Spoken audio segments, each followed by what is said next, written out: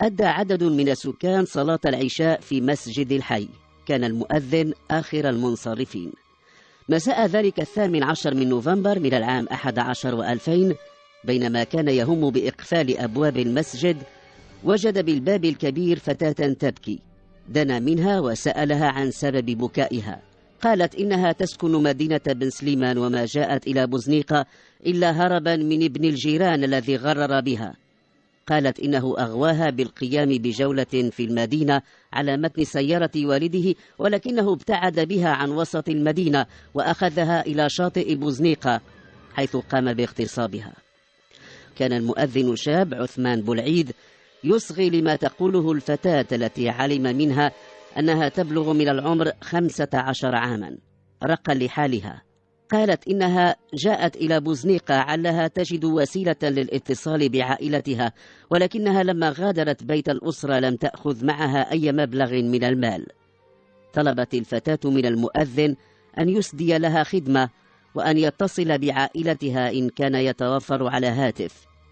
حوقل الشاب وأدخل يده في جيبه وأخرج هاتفه المحمول. أملت عليه الفتاة رقما، ظل الهاتف يرن دون أن يتلقى جوابا.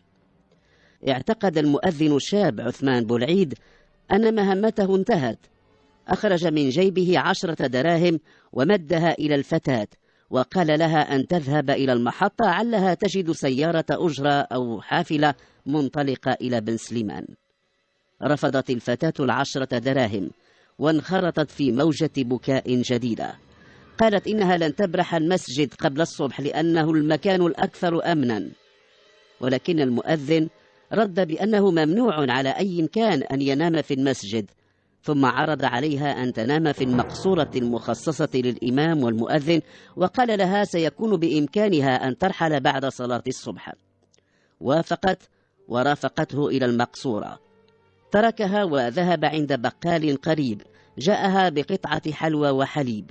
أغلق الباب والتحق بمقر سكناها الملحق بالمسجد حيث كانت تنتظره زوجته. بعد صلاة الصبح وتلاوة الحزب من القرآن، ولما انصرف المصلون جاء إلى المقصورة. وجد الفتاة وقد استيقظت، لم تكن تبدي أي استعداد للرحيل، وكان يظن أنه سيرافقها إلى محطة التاكسيات لتعود إلى أسرتها في بن سليمان. تريث قليلا ثم طلب منها أن تستعد للرحيل، ولكنها فاجأته بما لم يخطر بباله. لم تعد تلك الفتاة الباكية، تلك الصبية التي يغلب عليها الحياء. صرخت في وجهه قائلة إنها لن تسمح له بالتخلص منها هكذا بسهولة، وبعد أن نال منها ما كان يريد. صعق المؤذن لما سمعه من تلك التي رق لحالها وسعى إلى مساعدتها. حاول الحفاظ على هدوئه وسعى إلى إقناعها بأنها أخطأت العنوان، وأنه رجل متزوج، وأن ما تزعمه لا يستند إلى أي أساس من الصحة، ولكنها واصلت الصراخ. سمعت زوجة المؤذن ذلك الصياح فدلفت إلى مقصورة المؤذن. لما أطلت وجدته واقفا والفتاة مقتعدة الأرض. كانت تقول له ما عليه إلا أن يتزوجها إن هو أراد إصلاح الخطأ الذي اقترفه. كان لحظتها صامتا، لم تنطق زوجته بكلمة واحدة. عادت إلى سكنها وجمعت بعض أغراضها، وبعد لحظات أطلت عليه من جديد لتقول له إنها ذاهبة إلى بيت أهلها. تجمع عدد من الفضوليين عند باب مقصورة المؤذن التي تقع في الواجهة الخلفية للمسجد. كثيرون كانوا مستغربين الذي يحدث، فما عرفوه عن المؤذن سي عثمان بولعيد أنه شاب تقي ورع، ولكن الذي يشاهدونه يترك الباب مشرعا أمام الاحتمالات كلها. اتصل أحدهم بالشرطة، الأمر يتعلق بحرمة المسجد، ولذلك حل بالمكان وسريعا الملازم عبد الله بدوس. وجد نفسه أمام وضع لم يستطع أن يأخذ فيه زمام المبادرة، فاتصل بعميد الشرطة المكلف يومها بالمداومة وطلب منه الحضور بالنظر إلى حساسية المسألة. أيقن المؤذن سي عثمان أنه وقع ضحية مؤامرة. ها هي سمعته تمرغ بالتراب، وها هي صورة المؤذن التقي التي كانت ترسخت عنه لدى الناس تنقلب صورة فاسق مخادع. وصل العميد إحسان العاشق، كانت الساعة تشير إلى 7:15 صباحا.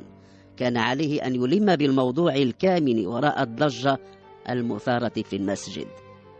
قالت الفتاة للعميد إحسان وقد علم منها أن اسمها نادية إكليل إنها على علاقة حميمة مع عثمان بولعيد المؤذن منذ عدة أشهر، وأنه بعد أن افتضها أراد أن يتخلص منها. أضافت أنها لما هددته بأنها ستبلغ والديها وقد تلجأ إلى القضاء، اتصل بها في هاتفها المحمول وطلب منها أن تحضر إلى المسجد للاتفاق على موعد إبرام عقد الزواج. ولما فاجأته زوجته معها في المقصورة بادر إلى إبلاغها بأنه لا علاقة له بها، ولذلك قالت نادية: رفضت مغادرة المكان وأثرت ضجة لإثارة الانتباه لإحضار الشرطة. كان المؤذن عثمان يستمع باندهاش إلى ما تقوله تلك الفتاة. ظل صامتا. رأى العميد أن تنقل الفتاة والمؤذن إلى مقر المفوضية لإجراء البحث وتقديمهما إلى السلطة القضائية ذات الاختصاص. في المفوضية تأكد العميد إحسان العاشق من أن الفتاة نادية إكليل قاصر، إذ صرحت بأنها تبلغ من العمر 15 عاما. كان يتعذر عليه أن يستمع إليها إلا بحضور ولي أمرها، وفي حال لم يتيسر ذلك أن يستدعي مساعدة اجتماعية. مكنت نادية العميد من رقم هاتف والدها. بعد أقل من ساعة حضر. اسمه عمر إكليل. بعد التثبت من هويته بدأ الاستماع إلى الفتاة. قالت في تصريحاتها المفصلة إنها تعرفت على الشاب عثمان في شاطئ بوزنيقة بينما كانت تقضي عطلة الصيف هناك، وأنهما داوما على اللقاء وكانا يتواريان عن الأنظار. قالت إنه أغواها بحلو الكلام وعذب الحديث حتى استسلمت له، ورافقته أكثر من مرة إلى مقصورة الآذان. وذات مرة حدث الذي كانت تخشاه. قالت إنه ظل يماطل ويسوف لما طالبته بأن يتزوجها لجبر الضرر الذي لحق بها. قالت إن زياراتها إلى المسجد تكررت، وكان في كل مرة يراوغ. ولما طلبها بالأمس في هاتفها النقال وحضرت إلى المسجد، عرض عليها تعويضا بقدر من المال، لأنه لن يكون باستطاعته الزواج منها بعد أن أرغمه والده على الزواج من بنت أحد أقاربه. استمع العميد إلى والد نادية وخلص إلى تسجيل شكاية ضد المؤذن عثمان بولعيد من أجل الاغتصاب. كان على العميد أن يبلغ الوكيل العام للملك، لأن ما ينسب إلى الظنين يعد جناية. وجاء أمر ممثل النيابة العامة بأن يوضع عثمان رهن الحراسة النظرية، وبأن يستكمل البحث بعرض الفتاة على طبيب للتحقق مما تدعيه واستفسار الظنين. أثبت الفحص الذي أجرته طبيبة متخصصة أن الفتاة ليست بالعذراء، وأنها فقدت عذريتها منذ فترة يصعب تحديدها. سلمت للمعنية شهادة بذلك، وصار على المؤذن أن يجيب الآن على أسئلة المحققين. قال الشاب إنه لا يعرف شيئا عن هذه الفتاة، وأنه وجدها باكية عند باب المسجد بعد صلاة العشاء. قال إنها ادعت أن ابن جيران لهم في بن سليمان غرر بها ثم اغتصبها في شاطئ بوزنيقة، وإنها هربت منه وجاءت تحاول الاتصال بعائلتها. حكى المؤذن كيف طلبت منه أن يتصل برقم هاتفي أعطته إياه، وكيف تركها تنام في المقصورة بعد أن قدم لها ما تيسر له من طعام، وكيف تحولت من فتاة مسكينة إلى أفعى قبيحة بعد أن نالها الدفء. تأكد العميد من أن المؤذن اتصل بالرقم الهاتفي الذي لم يكن سوى رقم الهاتف الذي كان بحوزة نادية إكليل. يا للورطة التي وقع فيها المؤذن. أحيل الملف على القاضي مراد التبلي قاضي التحقيق لدى محكمة الاستئناف، الذي أبلغ الضمين أنه سيضعه رهن الاعتقال الاحتياطي في انتظار استدعائه للبحث بعد أن يتم تعيين محام لمؤازرته في إطار المساعدة القضائية. تم نقل المؤذن إلى سجن عكاشة. وقد لاحظ قاضي التحقيق أن في أقوال نادية إكليل ما يشي بأنها قد تكون لقنت ما تدعيه، ولذلك وجه إنابة قضائية إلى ولاية أمن الدار البيضاء للبحث حول سير الفتاة وأسرتها وحول سيرة عثمان بولعيد. تولت الأمر العميدة ليلى الزعفران التي بدأت مهمتها بزيارة إلى زومي في نواحي وزان من حيث ينحدر عثمان. علمت أن الشاب ابن عائلة محترمة معروفة برجالها من الفقهاء، وبأن والده كان فقيها معروفا توفي قبل فترة قصيرة، وأنه كان قبل وفاته قد زوجه إحدى قريباته. في بن سليمان لم تأتي الأبحاث بما يفيد، فعائلة إكليل حديثة عهد بالاستقرار في المدينة. كثيرون ممن التقتهم العميدة الزعفران هناك في زومي لم يصدقوا ما يوجه إلى عثمان من اتهام، ولاحظت أن بعضا من أقربائه وضمنهم زوجته الهاربة إلى منزل عائلتها يرون أن يتزوجها إذا كان ذلك هو المخرج الوحيد له من السجن. كان واضحا أنهم يريدون مخرجا للمؤذن الشاب. جاءه صهره والد زوجته إلى سجن عكاشة، سأله إن كان يقر بالمنسوب إليه من تهم. رد المؤذن بالنفي وبإصرار، قال له صهره أن يتزوجها وأن يعتبر ذلك قدرا. كان المؤذن يرى فيما يتعرض له امتحانا.